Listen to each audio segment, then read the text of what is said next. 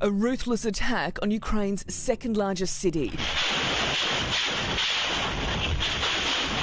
Home to 1.5 million people, 6 hours east of Kiev, the latest onslaught of the Russian invasion.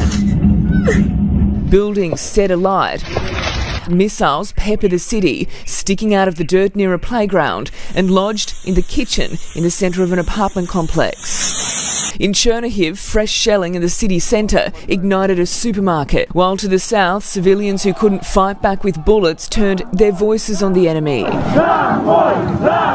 Russian forces who were occupying a city council building told to go home, the chants echoing a message.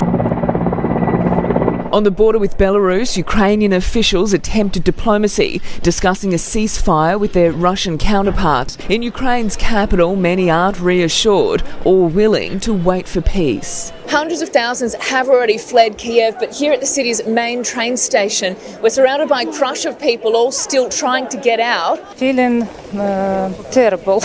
Hundreds making the most of a brief lull in explosions and air raid sirens as the peace talks got underway. Among them, Amaymi Sidki, who spent last night in our bomb shelter. These scenes captured just hours after the weekend curfew lifted. As residents emerged from bunkers and basements, trains suddenly started moving again. For many, that was the sign to flee. How are you feeling right now? I'm just panicking. I hope we get there safe.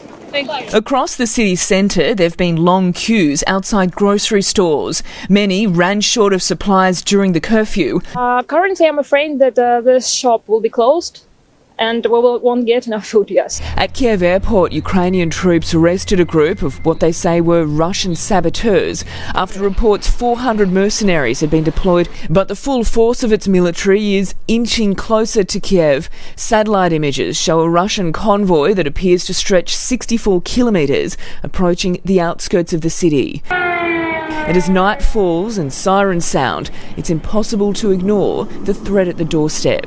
In Kiev, Ukraine, Karianne Greenbank. Stocking up on their way to war. At this military gear shop in Lviv, everything is now free. Where will you be fighting? Do you know? We don't know. 26-year-old Roman says he's ready to face Putin's army. How are you feeling about it now? Good. A surgeon with no military experience, he was one of the first to sign up to protect his region. Are you scared of Putin's army? I was at first, he says, but the shock of war has turned to defiance. In towns across the country, reservists are getting a crash course in combat training, heading into battle as so many seek safety. In an old theatre converted into a shelter, Alessandra and her son Pasha arrived from Kharkiv. And the government believes Ukraine is a front line in a wider battle between democracies and despots. And what's needed are anti-aircraft Stinger missiles and tank-destroying javelins.